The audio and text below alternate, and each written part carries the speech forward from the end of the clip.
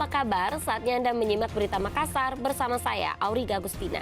Sejumlah berita menarik akan kami sajikan untuk Anda. Berikut 3 berita utama hari ini. Sebuah bus terperosok ke dalam jurang sedalam 20 meter. 4 orang tewas dan 5 orang luka-luka. Komisi Pemilihan Umum menetapkan pasangan Andi Irwan Hamid Sudirman Bungi sebagai Bupati dan Wakil Bupati Kabupaten Pinrang terpilih. Dianggap gagal menyelesaikan kasus pelanggaran pilkada, masa aksi melampiaskan amarahnya dengan melempar kotoran sapi ke kantor Bawaslu Bulukumba.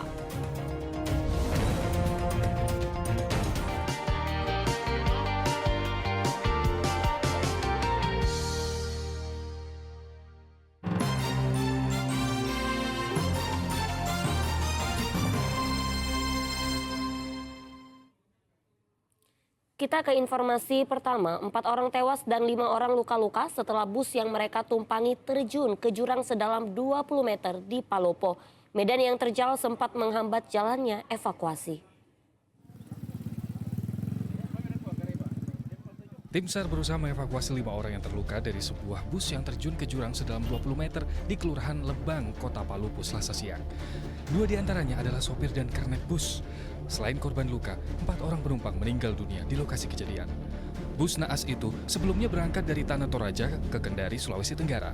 Kecelakaan maut terjadi ketika bus Toraja Kendari itu berpapasan dengan kendaraan lain. Tak disangka, ban bus malah terperosok ke tepi jalan. Sopir hilang kendali hingga akhirnya bus terjun ke jurang. Sekitar jam 10.30 di Batang kilometer 14, mobil terperosok ke jurang, mobil Getty. Penumpang yang berhasil kami evakuasi itu ada 6 orang, dievakuasi selamat 3 orang, tetapi tiba di rumah sakit meninggal 1 dan korban meninggal itu ada 4 orang, korban meninggal itu 2 orang. Hingga Selasa sore, petugas masih mengevakuasi bus. Medan yang terjal menghambat jalannya evakuasi. Sementara seluruh korban meninggal dunia maupun luka-luka telah dilarikan ke rumah sakit di Kota Palopo. Wahyudi Basu melaporkan dari Kota Palopo. Ya, banjir melanda ratusan rumah warga di Desa Malang, Kecamatan Duampanua, Kabupaten Pinrang. Tidak hanya menggenangi ratusan rumah, banjir juga merendam sarana ibadah dan sekolah dengan ketinggian air hingga 50 cm.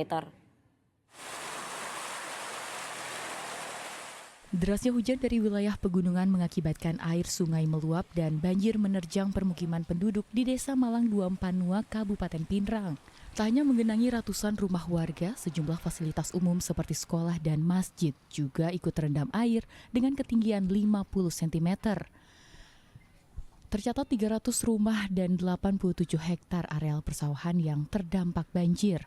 Menurut warga, banjir berawal dari kiriman air pegunungan, ditambah derasnya hujan yang membuat air sungai meluap ke permukiman warga. Iya, Kiriman dari gunung. dari daerah pegunungan Pak. Iya. Ini sungai meluap atau apa, Pak? Belum di sana. Tertutup itu bendungan sana kan? Oke. Di Mesila. Tertutup dengan kayu-kayu kan? Inilah akibatnya. Oh, di Jadi atas- subuh di atas di tingkat. Karena dari jam 1 malam ini, nah begini air. Banjir diperparah dengan adanya pendangkalan di beberapa bagian sungai dan irigasi. Warga berharap pemerintah setempat melakukan pengerukan di sejumlah sungai yang mengalami pendangkalan. Ini penyebab banjir ini ada sebagian kiriman, tapi memang juga curah hujan terlalu tinggi tadi malam. Kalau menurut masyarakat di sini kurang lebih dari jam 11 mungkin sampai pagi. Tapi biasanya banjir seperti ini kurang lebih mungkin 3 hari itu akan surut. Jadi itu yang kita cepat di sini bagaimana banjir ini bisa percepat supaya cepat surut. Jadi nanti setelah surut kami lakukan inventarisasi yang mana titik-titik yang akan dilakukan normalisasi saluran airnya. Terutama di saluran sungai di sini memang sudah mulai ada pendangkalan. Pemerintah daerah dan Balai Besar Pompengan berencana mengeruk sejumlah sungai yang mengalami pendangkalan agar Desa Malang terbebas dari langganan banjir. Suardi Gatang melaporkan dari Kabupaten Pinrang. Sempat dilaporkan hilang saat melaut, seorang nelayan ditemukan tewas di muara. Jenazah korban ditemukan tersangkut di pohon bakau yang berjarak sekitar 1 km dari lokasi perahu korban. Video amatir menunjukkan proses pencarian seorang nelayan bernama Basri, warga Desa Patene, Kecamatan Marusu, Kabupaten Maros. Nelayan ini dilaporkan hilang saat tengah melaut. Tim SAR gabungan yang terdiri dari BPBD, Basarnas, dan Damkar melakukan penyelamatan dan menyisir Sungai Muara. Lokasi korban pertama kali dinyatakan hilang sejak Sabtu malam.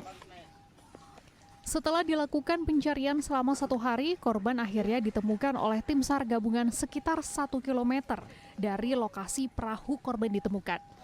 Korban ditemukan tersangkut di pohon bakau dalam kondisi sudah meninggal dunia.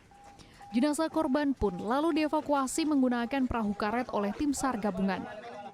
Dilanjutkan pencarian dan pada pukul 11 berhasil ditemukan dan dievakuasi korban yang bernama Basri, umur 40 tahun, merupakan warga Desa Patene, Kecamatan Marusu. Belum diketahui penyebab pasti hilangnya korban. Korban diduga terpeleset dari perahu saat sedang mencari ikan di area muara Sungai Patene. Kini jasad korban sudah dievakuasi dan diserahkan ke pihak keluarga untuk dikebumikan di pemakaman umum. BPBD mengimbau masyarakat untuk selalu berhati-hati dan meningkatkan kewaspadaan khususnya saat kondisi cuaca ekstrim terjadi. Raisa Bu melaporkan dari Kabupaten Maros.